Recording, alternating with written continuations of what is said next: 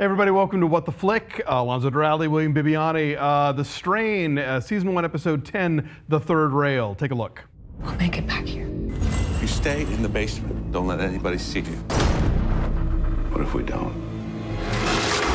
If we slay the master, this plague of vampirism ends. I have to believe it. He is here! Doctor! No! There's a lot of necks to chop. The Strain. It's the Descent episode! Yay!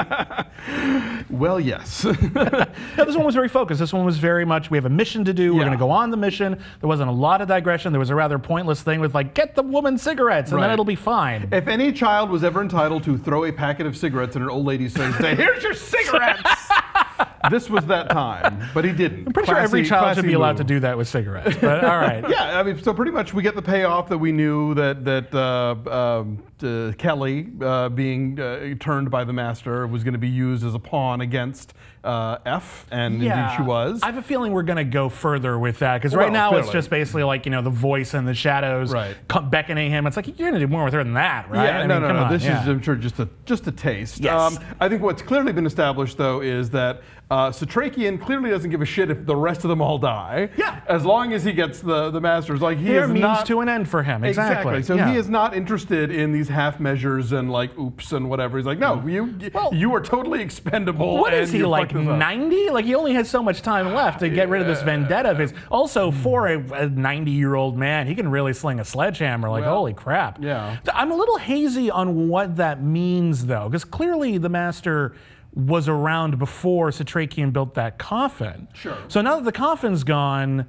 is the master just gonna be like scooping up dirt and like finding like a big hole to put it in? Like, what's the? Does he need all those engravings or something? A little unclear about that. Maybe Stoneheart made him a new one. Stoneheart! Made of lucite or something. There you go. That'd be know. awesome. They're gonna what's those machines that build things out of nothing for like a 3D printer? They're gonna use a 3D printer to remake the coffin. That'd be kind of awesome, actually. Technology. Yes. No, I don't know. I'm sure we'll get to that too. But yeah, you're right. It's pretty much this was super straightforward, and there was a little bit of the stuff with the kid and the old lady, but it's pretty much just like down in the bowels of the earth. And for that, I thought it was very, very effective. They found a really good way to make a dark subway look different in different locations.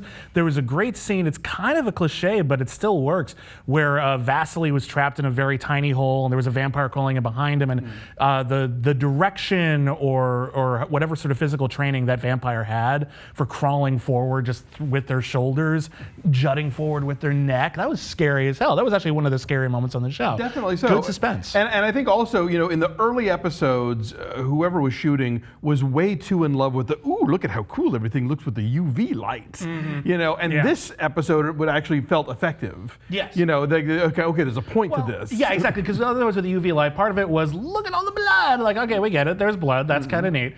But other than that, there was a lot of the lighting choices where, yeah, you're right, they were just there to make it look neat, but there really wasn't anything going on. There was a lot of exposition, there were a lot of locations, it's great, you want to keep it visually interesting, but here it's focused. It's focused on a very specific area, and they're shooting the hell out of it to try to make it as scary as possible, and that's hard to do, especially on TV, where there's a sense that a lot of the characters are safe.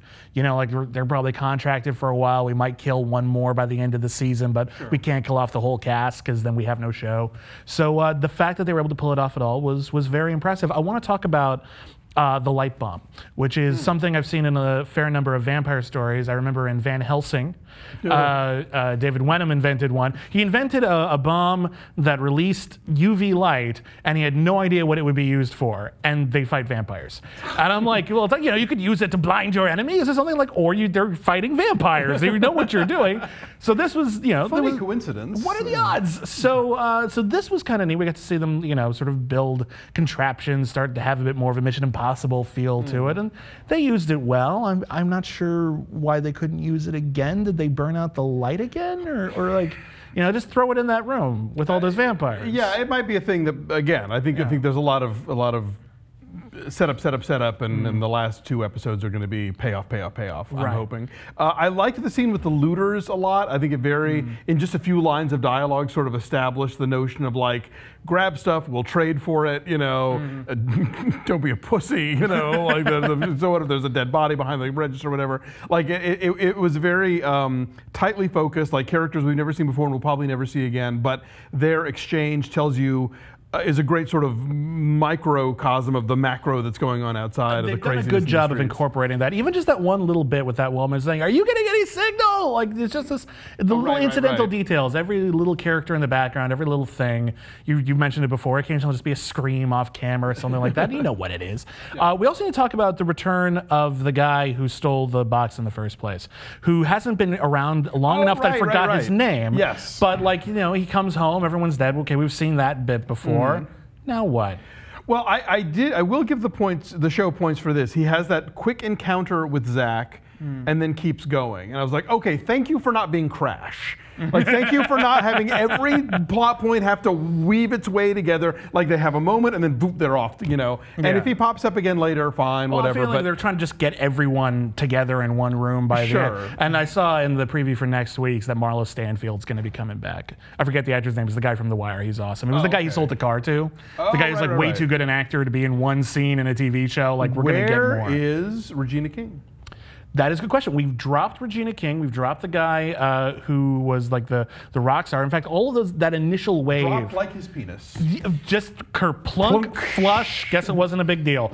But yeah, they made a big deal out of those characters. And I actually thought initially that the way that those characters were situated would have been an ideal way to get a lot more people infected. You got a pilot, maybe he could infect another plane. You got a rock star, maybe he could infect his entire audience or something. And instead, where are they? They're a little lost, and I think lawyer lady at least got her, Yeah, and I think we're intense. It's intense enough. It's fast paced enough that that's the sort of thing you only think about after you've watched an episode. Like, wait a minute, where the hell are those guys? But you don't care in the moment. I think that's the kind of show it is. Though. Yeah, it's very in the moment. I think you're right. I think they put a lot of pieces in to create the world, but then ultimately kind of decided they were just going to focus on these people through which they were going to tell the whole story, even if that just meant sort of abruptly jettisoning other people. But hey, 2 episodes left. They come back. Like Dutch Velders seemed like a one-off, and now she's gone again, but she'll be back. She ditched them, right? She was like, "Screw you guys, I'm going home." That's right. She was. She'll be back. She'll be back. She's way too big a deal. But I'm excited. We got 2 more episodes until the finale. I like the way the Master looked in this one more than I did the first time. He got to move more. He was a little creepier. Before it was just like, look at this animatronic head we made. I'm like, oh, there you go. Look at that. Now it's like, it's still a little goofy for my taste. I don't know. He looks just like a big eraser, like just a big penis heady kind of thing. Sort of, and then maybe kind of like a rook chess piece or something. Yeah, like he's a little too geometric, I think, for me to really be scared by him, because a lot of the other stuff about the vampires is just how bizarre they move and how angular they are, and the sort of the improbability of their tendrils coming out of their mouths and how wrong that is. And here's something that's almost too cleanly designed for me to be scared by. But they're starting to make it work better. And the thing is, if this were a movie, I would pretty much have in the back of my mind, well, obviously, of course, evil is defeated and, humanity reigns on. But this is a series, and conceivably a series that will return. Yes. So it's like, well, maybe not.